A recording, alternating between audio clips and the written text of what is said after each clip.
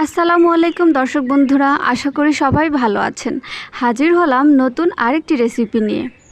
রেসিপিটা হলো মোগলাই পরোটা। আসলে মোগলাই খেতে আমরা ছোট থেকে বড় সবাই কম বেশি ভালোবাসি। আর আজকে আমি নিয়ে আসলাম এই মোগলাইয়ের পারফেক্ট একটি রেসিপি। যারা আমার চ্যানেলটি এখনও সাবস্ক্রাইব করেন নাই অবশ্যই সাবস্ক্রাইব করে নেবেন। প্রথমে এখানে আমি এই ধরনের একটি কাপ দিয়ে 3 কাপ পরিমাণ আটা নিয়ে নিব। আর আজকে আমি এই মোগলাইটা আটা দিয়েই তৈরি করব। আসলে মোগলাই তৈরি করতে ময়দাই লাগবে এমন কোনো কথা নেই, আপনারা আটা দিয়েও পারফেক্ট মোগলাই তৈরি করতে পারেন। এখানে দিয়ে দিব হাফ চা চামচের মতো লবণ আর 2 টেবিল চামচ যে খাবারের তেলটা আছে সেটা। এবার আমি হাত দিয়ে খুব ভালোভাবে একটু মিশিয়ে নিব। হাত দিয়ে খুব ভালোভাবে মেশাতে হবে যেন তেল লবণ পুরোটাই আটার সাথে মিক্স হয়ে যায়। আর এভাবে চাপ প্রেস করলে বুঝতে পারবেন যে দলা বেঁধে আছে, তখন বুঝতে পারবেন যে এটি পারফেক্ট ডো তৈরি হয়ে গেছে। এবার এখানে আমি 1 কাপ পরিমাণ পানি দিয়ে দিব। পানিটা আমি একসাথে দিব না, আমি অল্প অল্প করে অ্যাড করব, কারণ এখানে হয়তো বা 1 কাপ থেকে একটু বেশিও পানি লাগতে পারে। তাই আমি 1 বার 2 বার 3 বারের মতো পানি অ্যাড করেছি অল্প অল্প করে, যাতে ডোটা নরম হয়ে না যায়।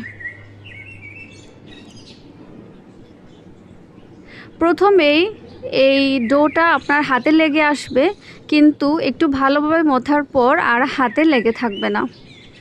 আর ডোটা খুব স্মুথলি খুব ভালোভাবে আপনাদের তৈরি করে নিতে হবে। এটা রেস্টে রেখে দেব 10 মিনিটের জন্য।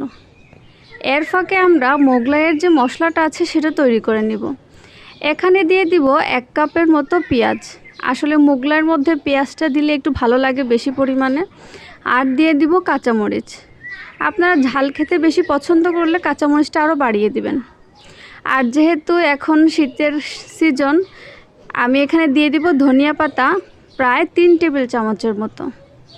আর এখানে লবণ দিয়ে দিব 1 চা চামচ। লবণটা স্বাদ মতো, আপনারা কম বেশি করে নিতে পারেন। এবার হাত দিয়ে খুব ভালোভাবে এটা মাখিয়ে নিব। হাত দিয়ে মাখাতে হবে যেন পেঁয়াজ ধনেপাতা সব একসাথে মিশে যায়। এবার আমি এখানে অ্যাড করে দিব 3টা ডিম। যেহেতু আমি 3 কাপ পরিমাণ আটা নিয়েছি, তার জন্য আমি এখানে 3টা ডিম দিয়েই মোগলাইটা তৈরি করব। এবার একটি চামচ দিয়ে খুব ভালোভাবে এটাকে মিক্স করে নেব, যেন পেঁয়াজ আর ডিম একসাথে মিশে যায়। আমি যে ডোটা 10 মিনিটের জন্য রেস্টে রেখে দিয়েছিলাম, সেই ডোটা দেখেন কতটুকু স্মুথ হয়েছে। আসলে ডো তৈরি করলে সব সময় আপনারা 10 থেকে 20 মিনিট রেখে দিবেন, সেটা পরোটা বানানোর জন্য হোক বা রুটি বানানোর জন্য হোক বা যে কোনো ধরনের ভাজা পোড়া বা পুরি এগুলোর জন্যই হোক। সব সময় 20 মিনিট বা 10 মিনিট রেস্টে রেখে দেবেন, তাহলে দেখবেন ডোটা কি সুন্দর পারফেক্টলি হচ্ছে। আমি যেহেতু মিনি মোগলাই তৈরি করছি, তার জন্য এরকম ছোট একটি ডো নিয়ে আমি রুটির মতো বেলে নিব।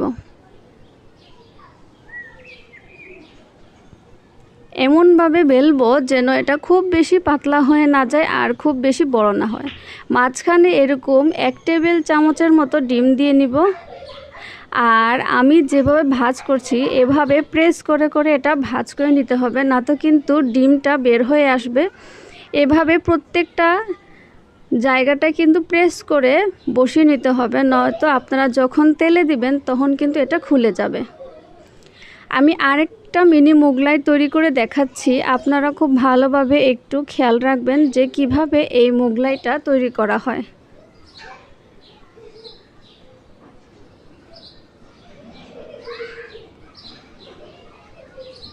দেখতেই পাচ্ছেন ভাঁজটা আমি কিভাবে করেছি।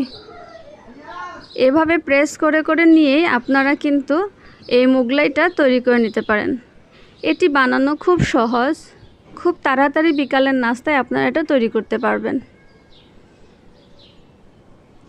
3 কাপ আটা দিয়ে হয়তো বা আপনারা ভাবতেছেন যে এখানে মাত্র 5টা মোগলাই কেন। আসলে অনেকগুলো মোগলাই হয়েছে, আমি ভিডিও করার সুবিধার্থে জাস্ট 5টা মোগলাই তৈরি করে দেখাচ্ছি। তেলটা গরম হয়ে আসলে চুলার আঁচটা মিডিয়ামে রেখে অল্প অল্প করে নেড়েচেড়ে এটাকে ভেজে নিতে হবে। চুলার আঁচটা কিন্তু হাই হিটে দেওয়া যাবে না, তাহলে মোগলাইটা পুড়ে যাবে আর মোগলাইয়ের যে আসল ফ্লেভার তা আসবে না।